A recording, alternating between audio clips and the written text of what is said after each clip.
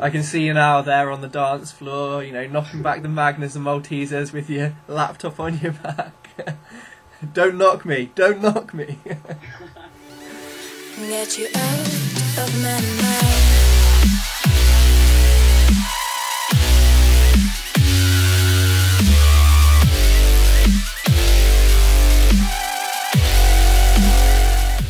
Hello and welcome to Producer Spotlight episode 5. This week I'm joined by the hugely talented Mr. Elliot Berger. And I should probably point out that some of you might know him better as under his old production alias, which was System. Now, if you don't know this guy already, shame on you, but don't worry, because he is sure to be the next big thing, so he will be in your iTunes library in the years to come. Now, for those of you who are new to my producer spotlights, I'll just reiterate that the questions I ask will be partly focused on music production, but also, a bit of unconventional questions about the artist himself, hypothetical questions, all that kind of thing. Bit of fun, really. So 2012's been a pretty huge year for you, really, with the Paradise remix, and you've just gone from strength to strength from there, really. But how did it feel when you saw that Coldplay had commented on your remix? It was nuts. I mean, the whole of 2011 didn't go anywhere. I mean, I never started music to go anywhere. I just started music because I like writing music. But I did the remix, and when I first put it up, it was only really, I just put it as a status, so only really my friends would submit and stuff. And there were mixed comments. People were like, "Oh my god, what have you done to it?" Things like that. That was the first initial reactions from people. So I was a bit gutted about it, but I thought I'll finish it. I'll put it up anyway. Put the finished product up and send it to dubstep.net just as a kind of what if. They posted it, and within a week, I was babysitting at someone's house, and on my newsfeed, Coldplay had just posted it, and I was in shock. I didn't know what to do. I was just the kids were asleep, so I had to be quiet. I was just kind of flapping about on this sofa, didn't kind of still. Silent it was literally exactly like that. Yeah. It was it was nuts. I still can't quite. It hasn't quite sunk in the whole. Yeah, it is such a kind of huge recognition that it would take a while to sink in. And also, I mean, it is now the most downloaded all-time dubstep.net song, isn't it? Yeah, I mean, that was even more. I had the same sort of reaction, actually. The last month or two have been just crazy, and then they put that up, and I'd had a couple of knocks before that, in regards to music and stuff, and so when they put the chart up, and I just looked at the tracks where to hear some of the other stuff on the charts, and saw my name at the top of all time, I was just, again, such a huge achievement, it really is. To see, Adventure Carbon and Koala and stuff on the same chart. Yeah. Mind-blowing. Rolling with the big boys. I saw on your Facebook that, was it Annie Nightingale listed you as one of the top 3 underground producers in the UK? Well, it's weird because I got an email, it would have been last week now, got an email, and they were saying, it was good news for System or whatever. Annie Nightingale has gone, or BBC introducing people that submitted artists from their area, so across the UK, each presenter put forward some artists. And Annie Nightingale, they kind of gone through and picked her top 3. Right. I didn't even know I'd been submitted, and I was one of the top 3. But yeah, I was one of the top 3, and it was you're going to have an interview, a video interview with her, and your stuff played on Radio 1, and we'll be in contact soon. And I had no idea I'd even been submitted to the process. Yeah. So to find, because BBC introducing and played my stuff 2-3 times, it's not like I'm a regular on the show. Yeah. So to find out that was just crazy. I'm meeting her tomorrow afternoon. I was going to say, is that the interview that you've got tomorrow? Yeah, that's going to be awesome. It's just crazy. It's the kind of thing it won't really sink in until you're there, will it? So. No, I mean, I'm not nervous. I know I should be, but I'm not, because I haven't thought about it, because I can't register it. Yeah. I think maybe if I'd known I'd been put forward, it would have sort of sunk in slowly. But I did. It was just all at once, and then in the space of a week, from not knowing anything, I'm then going to the studios is just crazy. It's awesome. Which tracks have they played? Well, they picked one track, the Radio 1, or any Nightingales picked one track, which I don't actually know what it is. I did ask, but they didn't tell me. That's nice of them. They played both my remixes of Holly Drummond's tracks, so Forbidden and Out of My Mind. Yeah. And What You Want with Charlotte Rose Ellis, which came out. It got like mixed kind of feedback when it came out, but that came out with my EP, which was September, I think. Yeah, September it came out. And they played that as well. Yeah, the Out of My Mind remix is a personal favourite. Big fan of that. That was one of the bigger ones, I think. That and Lights are like the two. Yeah, anything with Vila in is guaranteed to be a pretty huge hit. Yeah. Because I mean, Lights was quite a while ago as well. Yeah, I mean that was just. I've never even properly worked with Vila. I mean that was just one of her vocal songs, so I used it there. Yeah, from the vocal pack. From their vocal pack, which I mean I use little bits of that in like every song, not the actual long parts, but there's loads of like reverses and little chopped loops and stuff, and I use them in like everything somehow. But yeah, I just kind of threw that together in just a couple of weeks, put that up not expecting much, and that one went a bit crazy as well, so that was cool. So one question I think everyone still isn't quite sure about is why you had to change your name from System. Yeah, well, I'd already always known that there was another system. Not always, but I mean, the past year or so, I've known there was another system. I hadn't really thought about it, and it's when Lights came out. If you click on System under the artist bit on Beatport and iTunes and whatever, it lumps us together. Right. Okay. So it's only one system that it can like register. Yeah. On the system, no pun intended. So, yeah, I didn't think too much of it until someone wrote on a status or something and was like, "You guys are awesome." I was like, "Thanks, it means a lot." But I'm just one guy. It was like, "Oh, iTunes says you're 3."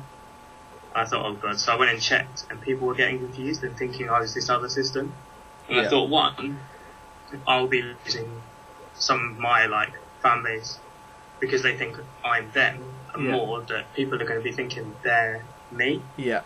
And like it's going to be getting confusing, and I thought just professionally it needs to be changed. Definitely. So spent a few days stressing out. I don't have it now. I did have a board with all the names that me and my flatmates had just written down in a big panic to try and come up with a new name. I still think you should have gone with the artist formerly known as System. I think that would have been a great name. Some of my friends started calling me System, like as my name. So when I changed it, loads of people wrote to me and were like, "This is going to be because I call you System in real life," stuff like that. So changing it to my real name actually makes it harder for them to call me mine. Did you, just out of interest, did you ask the other System if they changed their name, or did you just decide to change yours? I can't find them. I mean, I looked on Facebook, looked on their sort of iTunes and everything, couldn't find any contact details, any page or anything for them. And when you type in like System Music or System Remix on Google, my stuff came up and theirs didn't. So I couldn't find any way of contacting them, so I thought, I'll change it. Yeah. It's just easier. And also when you type in Elliot Berger into YouTube or whatever, my music comes up. Whereas if you type in System, you get stuff from like System of a Down and like computer systems and things like that, and my music doesn't actually come up for a long, long time. So from that point of view as well, it's much easier. So why did you choose System in the first place? It's a bit of a crap answer, to be honest. Basically, I had written my first ever remix, which was a god-awful bootleg of Only Girl in the World by Rihanna, which I think I've actually taken down now. Right, okay. It's so bad. But I just thought, alright, I need a name. And I'm, really bad at coming up with names for stuff. And so spent ages and ages thinking about it. And eventually just came up with System, and that was like the first proper thing that came to my head, and I just put it down on Facebook, and that was that. I think I had a couple of other like ideas before that were really cheesy and bad and horrible. But yeah, System was the first thing that I came up with that just To be fitted. fair, Rihanna remixes are a great way of getting your name out there. I mean, look at the Crispy remix of Rude Boy. That must be on. Yeah, Like, I mean, he was loads like of one of views. the first artists I got into. Actually. Me too. Yeah, me too. Bit of a rollout and Yeah. all that good stuff. Oh, I'm trying to think. His TikTok remix was one of mine. Yeah.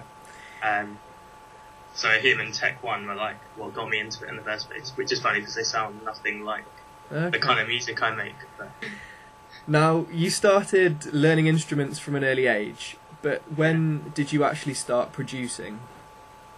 well, I'm trying to think how old I was. Probably like 14, 15. I got an old tape 4-track because I used to play guitar, and so it didn't have EQ on it. I think it did have panning and level, but it had nothing else, no effects, no anything. Right. And I would just plug my guitar in. To make distortion, I turned the gain all the way up on it, so it was actually like tape distortion rather than like proper distortion. Yeah. And kind of recorded stuff like that. And I had a mic. My brother had a really crappy drum kit in the garage, so I used to record stuff with that, and got into producing that way. But it wasn't until like January 2011 that I started making like electronic music. Okay. Hadn't done a lot before that, so that was like the start of it, I guess. So you've come a really long way in almost 2 years then? Yeah, it's just under 2 years now, yeah. It's very impressive. Thanks, man. I don't get out a lot. So you produce predominantly on Ableton, is that right? Yeah, well, I do stuff in like Ableton and Reason, but everything I do in Reason is like sound design stuff. I then, to save on CPU, I then bounce it down into Ableton and process it from there. Right. And some like my In Time remix that came out like a week or two ago now was done entirely in Ableton, whereas Lights was done 90% in Reason. So Okay. it kind of varies. But all the final mix downs and processing and mastering are all done in Ableton. It's impressive that you can use both DAWs because, I mean, it's not like when you know one you'll be able to just use the other straight away. They're very Reason's different. like a weird one as well. It's kind of because Reason was what they had at school, and I was doing music tech A level, so I had to learn it. Right. I hadn't used anything before, and then can't use BSTs in it, which was like a big downer for me. Yeah. When got a cracked version of Ableton quite a while ago, sat down and was like, I'm gonna learn this, and just spent a day just sitting and making some. I think I did a remix of Memoirs, like Ramses B, Yeah. quite a while ago. Did that, then went out, got the software legit after that. Once I knew I could just use it, and it was all fine. I've grown to love it now, and I use it for DJing as well. It's just, Okay. That is one of the main drawbacks of Reason. Like, you can't use Massive in it. You can't use all the other millions of free VSTs as well. yeah. I mean, it's come on quite a way. You can get like external companies are making stuff for Reason, but it's not quite there yet for me. Yeah, I mean, it's just having that freedom, isn't it? Yeah, there's so much good free stuff out there as well, Yeah. like free plugins and stuff. So when did you decide to start a YouTube channel? I don't really know. I mean, it was just sort of making my music and then needed somewhere to put it, and I've started a new one recently just because I needed a new one. It's just sort of been a good place to put my music. You're not limited like you are on SoundCloud with like upload minutes and stuff. Yeah. People can still comment on it, and you can make a bit of money from it. I haven't made a lot of money from it up till now, but SoundCloud you make nothing, whereas YouTube you can. So if you can make money from doing the same thing, it just makes a bit of sense, because Exactly. being a student you're kind of scraping It's a along. few extra pints for the next week. Yeah, exactly. So obviously the Coldplay remix is probably your most successful song, but do you have a favourite song? It kind of like varies. I mean, usually when I come to releasing something, I've listened to it so much over the past few weeks, I don't want to ever listen to it again. I just want to Yeah, finish it and get it out there. I And get so that. it kind of gets to a point, and then you go back and listen to your stuff. So I think Out of My Mind at the moment is like my favourite one that I've done. Fate I'm really happy with actually, which comes out in a couple of days' time. I don't know when this goes out, whether it will be out by then, but yeah, I mean that actually I'm really happy with. But that I kind of wrote with Fred, the vocalist, on it like 4 or 5 months ago, and we kind of finished it, but I hadn't finished it. Like there were a couple of EQ things I wanted to do and mastering it. Yeah. And so it came such a long way that I'd forgotten about it and then came back to it and liked it. And so that one I think is one of my favourites as well. So that one and Out of My Mind. Okay. You've collaborated with quite a few artists now, but if you could collaborate with anyone, who would it be? Oh, I don't know. Seven Lines. I think it would have to be Seven Lines. I mean, our styles are quite sort of similar in a way, and actually done a remix competition, and everyone was like, oh, I should do it, but it would be like Zomboy remix of Skrillex, so it would just be a bit. People would just be like, oh no, Seven Lines is the VIP or something. Still, I mean, people probably thought that with the Make It Bundem remix competition, but Yeah. I mean, Candyland won that, so Yeah, big ups. That was good. yeah. But no, it would have to be. I mean, he does a lot of different styles. Like his EP's got like dubstep and glitch hop on it. Did the really heavy remix of All I Know, Matrix and Future Bound. Yeah. Like Days to Come, that was really like euphoric. Or his remix of The Great Divide again, that was really like big and packed and stuff. So Yeah, he has definitely shown that he can like do it all, basically. he's come up really quickly as well, which is always. Yeah, I remember coming onto my YouTube feed one day, and I hadn't heard of him before, and he was just everywhere. Like everyone had uploaded, and it wasn't like the same song. It was all different Seven Lines remixes, and No, I had the same thing. Like I didn't know any idea who he was at all, and then next thing you know, he was just everywhere, and did magic, I guess. But no, he's really good. So when did you first get into dubstep? Hated it originally. I didn't hate dubstep as such, I just hated electronic music. I just kind of sat there and was like, oh, it requires no talent, it's just pushing buttons, which actually is the message.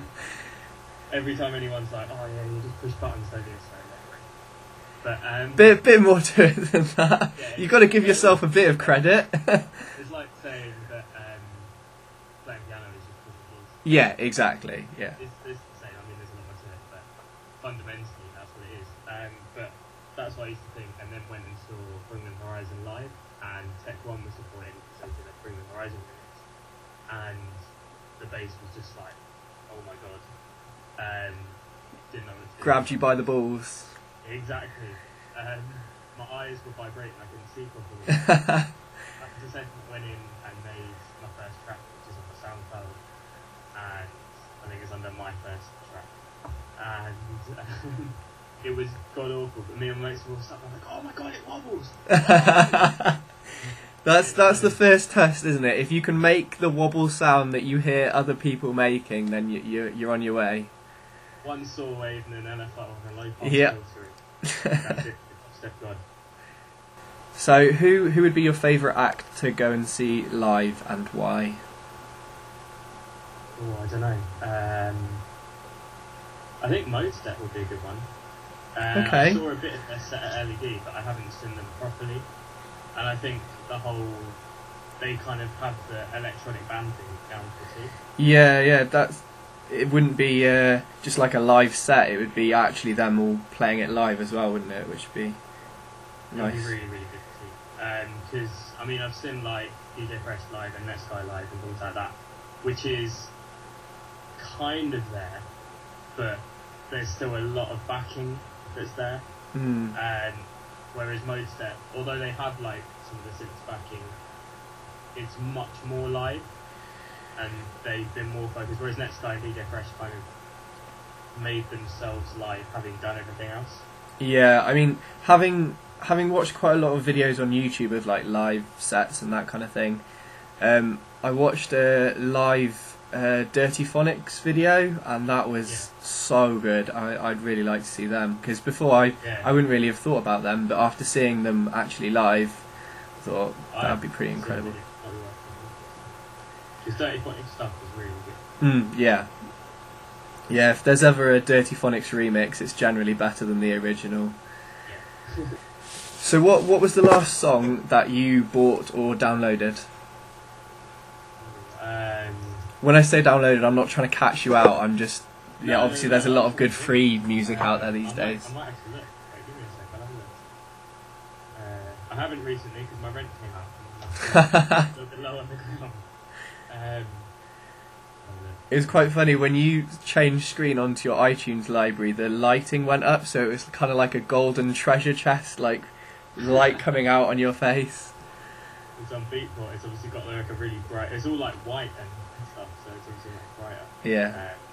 Here we go. Loved it. The last one I bought was Snake Eyes by Faint. Oh, okay. Which is really good actually. That's like almost like a band drum and bass track, but obviously he's done it all himself. Other than it's not playing on vocals, but no, he's Faint's really. I'm actually playing a gig with Faint on Friday. Oh wow, that'd be cool.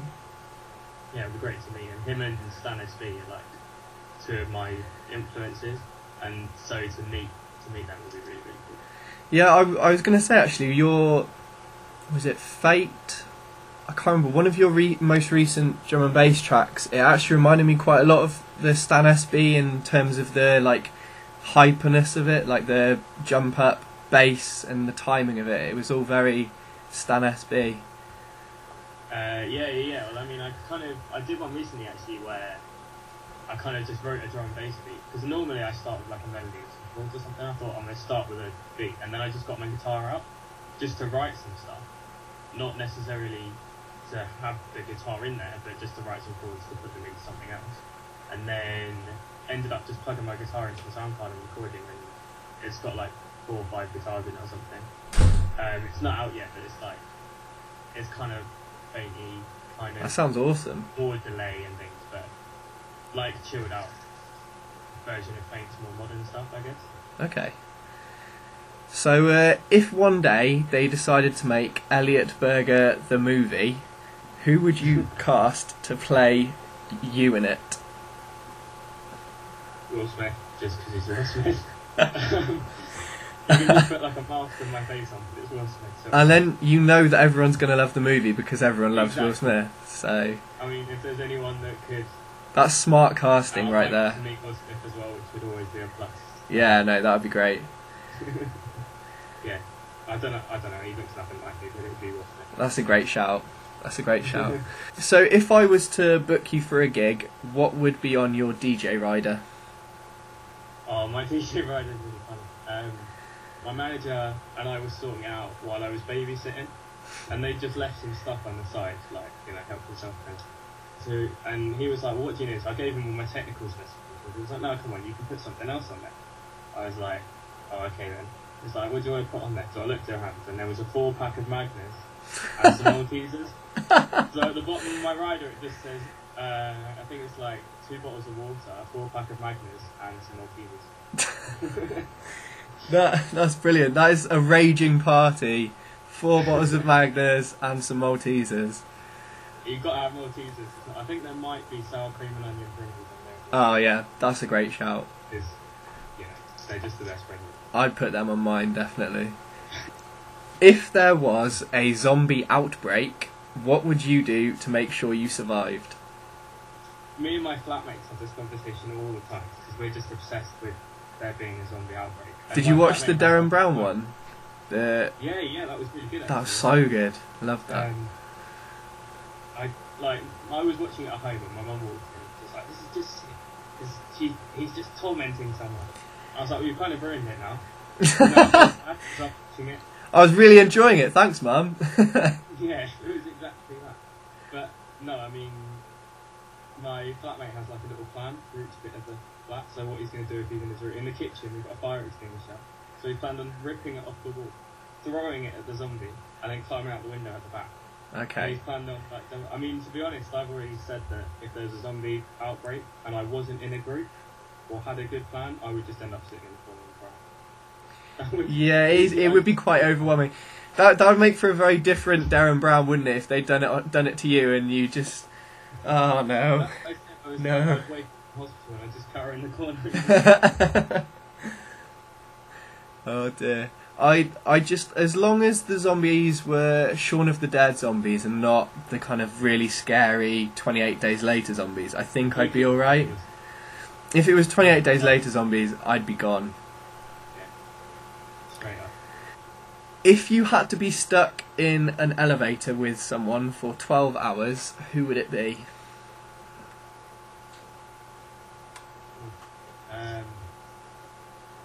I don't know, because I don't want to pick someone that I'll then go to hate.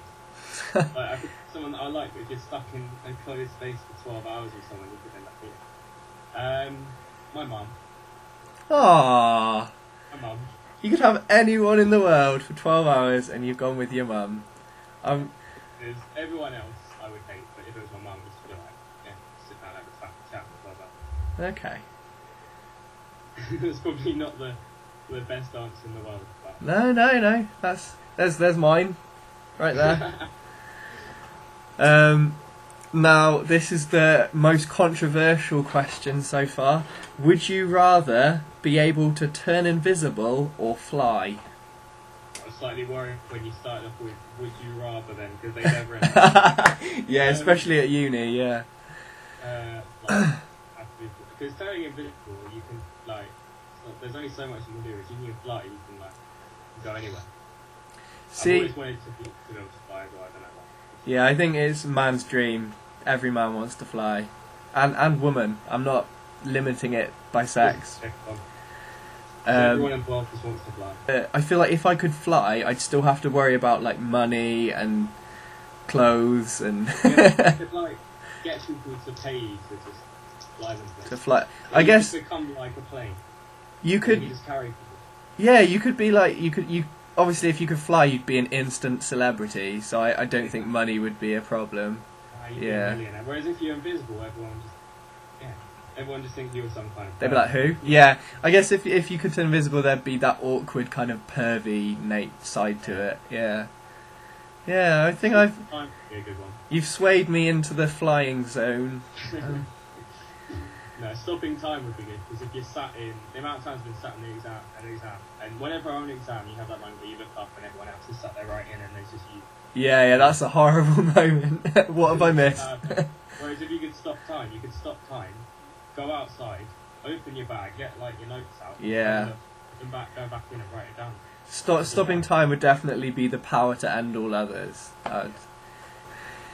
If there was a fire in your house and you could only save 3 things, what would they be? My laptop, my phone, and my iPad. I am genuinely interested to see if anyone I ask doesn't say their laptop, because if they don't, there's going to be something wrong there. Especially if you're interviewing like producers and stuff. Exactly. Like, everything I do is like in here. Yeah. If I left it in here, it's like living my life. Do you ever feel a bit like cautious? Do you, like, I don't know. Do you take it to lectures? Sometimes. Depends on what lectures it is, I guess. Because whenever I took mine in, I'd always be like, "Now guard it with your life. No one." I'm like that when I go and do gigs. Sometimes I do gigs, and you can put your stuff in here to keep it safe. I'm not leaving my laptop anyway. It's staying with me the whole. I don't Yeah. care if I have to carry it. Like I have a laptop like rucksack. Yeah. And I don't care if I'm like standing somewhere with this thing on my back. I'm not. Yeah, it's pretty much that. And finally, what's next for you? What are the upcoming releases? Well, got a collab with Laura Brem, got a track with Tharley, got a track with Seppi, one with Andrea Sort. It's got a couple of remixes on the go, and like a couple of drum and bass tracks with like. That is. I've got a lot on the go. That is a lot coming through the pipeline. That is a very clogged pipeline right there. The problem is waiting on, because I've been writing a lot of instrumentals for vocalists at the moment. I'm waiting on 4 vocalists. So while waiting for them to like write and record and send me some demos and stuff, I've been writing more and taking on more stuff, so it's kind of built up. Yeah. have a few days where it's just crazy manic mixed sound. I'm the same. I'm doing a collab with Thali as well, and I got the first draft through of that yesterday. And the problem is I got sent the message with it in just as I got on the train, so I couldn't listen to it because it doesn't bring up the attachment. So I was there all day, just like, oh, I really want to listen. I got it in a lecture, and we were sat in the Mac room waiting for her to come in, and I was just checking my emails, and I saw it was there, and then she came in. Oh no! Friends on listen, so I had to wait until the end of the lecture. And literally the second it finished, everyone else was packing their way, and I was just plugging my headphones in and being like, so I'm waiting for the final version of that now, which is really exciting. She's really good. Yeah, no, she's got such a classy voice. Looking at trying for Monster Cat with this one with Laura Graham, which will be interesting. Yeah, I'm amazed Monster Cat haven't snapped you up yet, because you're just their kind of artist. Yeah, it's kind of like, well, it's weird because Laura Graham's the Monster Cat vocalist. Yeah. She's on loads of releases with them, and my mate was like, oh yeah, she'd email. I was like, no, she won't want to do anything with me. And we're looking for a vocalist for this new one. He was like, just do it. I was like, okay, fine. Got nothing to lose. YOLO. So sent it to her, and instantly she was like, oh my god, I love it. Can't wait to do it. And she's been tweeting about it and all of it. So I thought, screw it. If I didn't think she'd do it and she'd do it, then I don't think Monster Cat would take it, but always open to be surprised by it. So. Yeah, definitely. I also just while you were talking, Rogue came online, just speak of the devil. But yeah, I would be there's no doubt in my mind that Monster Cat will snap you up, definitely. It'd be really awesome to. They'd be stupid not to, seriously. I've just remembered I've got some Facebook questions. I can't guarantee that they're particularly brilliant questions, no offence to the people who submitted them. But we'll kick off with Frederick White, who asks, what is your favourite STD?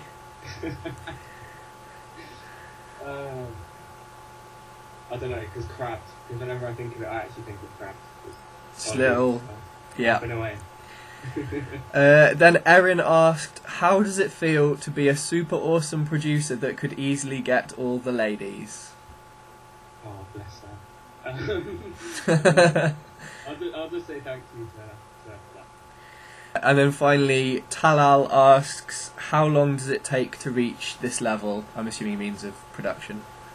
Well, I don't know. I mean, the level I've been going for just under 2 years now, but I do it all the time, several hours every day, and I just sit there and I just produce. So I think it just depends how long you put into it, and also I've done a lot of music. Yeah, it depends your background and how much time you can devote to it, and also how enthusiastic you are about it. I think I see a lot of people that kind of produce, but they're not buzzed about it. They just it's quite obvious when it's not someone's key passion, I would say. Yeah, I think you have to be really passionate about it and just throw yourself into it, and also doing things like promotion gives you inspiration. It gives you a boost because people point out flaws. I mean, if you put something on YouTube and there's something wrong with it, people tell you straight away. Yeah. There's no escaping that, and that's taking things like that rather than sitting there and being like, "Oh, haters gonna hate" and all that stuff.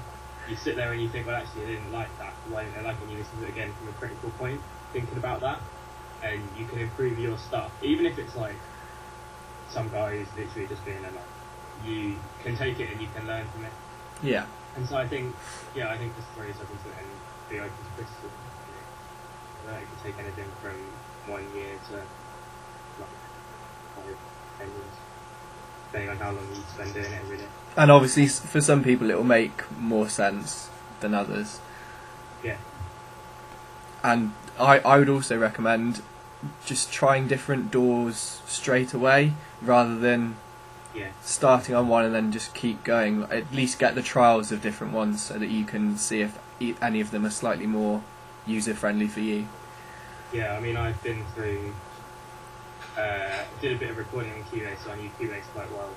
FL Studio, did the trial for FL Studio, and I'm not knocking it as a bit of software, but its workflow was too weird and strange for me. I couldn't do it.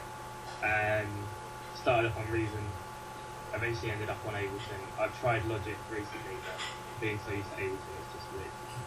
But yeah, I think it's worth just trying, and trying different genres as well.